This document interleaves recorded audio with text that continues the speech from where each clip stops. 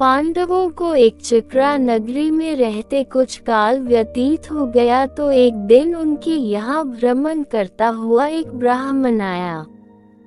पांडवों ने उसका यथोचित सत्कार करके पूछा, देव, आपका आगमन कहाँ से हो रहा है?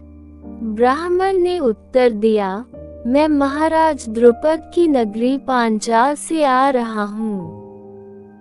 वहाँ पर द्रुपद की कन्या द्रौपदी के स्वयंवर के लिए अनेक देशों के राजा महाराजा पधारे हुए हैं।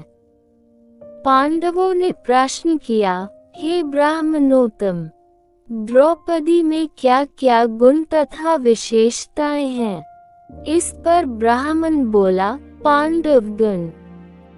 गुरु द्रोण से पराजित होने के उपरांत महाराज द्रुपद अत्यंत लज्जित हुए और उन्हें किसी प्रकार से नीचा दिखाने का उपाय सोचने लगे। इसी चिंता में एक बार वे घूमते हुए कल्याणी नगरी के ब्राह्मणों की बस्ती में जा पहुँचे।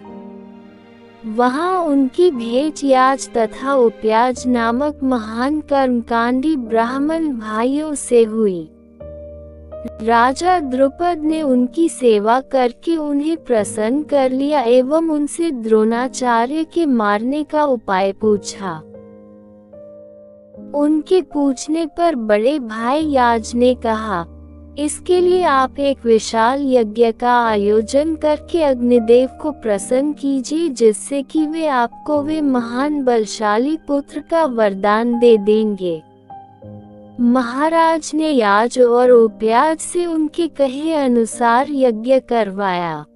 उनके यज्ञ से प्रसन्न होकर अग्निदेव ने उन्हें एक ऐसा पुत्र दिया जो संपूर्ण आयुध एवं कवच कुंडल से युक्त था। उसके पश्चात उस यज्ञ कुंड से एक कन्या उत्पन्न हुई जिसके नेत्र खिले हुए कमल के समान देदीप्यमान थे। वह चंद्रमा के समान वक्र थी तथा उसका वर्ण श्यामल था। उसके उत्पन्न होते ही एक आकाशवाणी हुई कि इस बालिका का जन्म क्षत्रियों के संहार और कौरवों के विनाश के हेतु हुआ है। बालक का नाम धृष्टद्युम्न एवं बालिका का नाम कृष्णा रखा गया।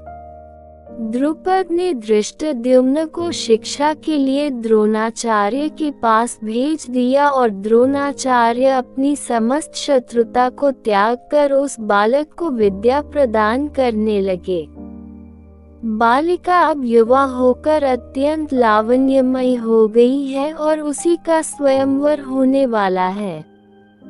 उस ब्राह्मण के प्रस्थान करने के पश्चात पांडवों से भेंट करने वेदव्यास जी आ पहुँचे।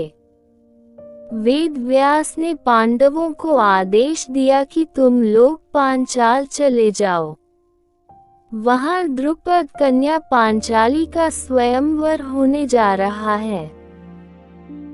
वह कन्या तुम लोगों के सर्वथा योग्य है, क्योंकि पूर्व जन्म में उसने भगवान शंकर की तपस्या की थी और उसकी तपस्या से प्रसन्न होकर शिव जी ने उसे अगले जन्म में 5 उत्तम पति प्राप्त होने का वरदान दिया था। वह देव स्वरूपा बालिका सब भांति से तुम लोगों के योग्य ही है। तुम लोग वहां जाकर उसे प्राप्त करो। इतना कहकर वेदव्यास वहां से चले गए।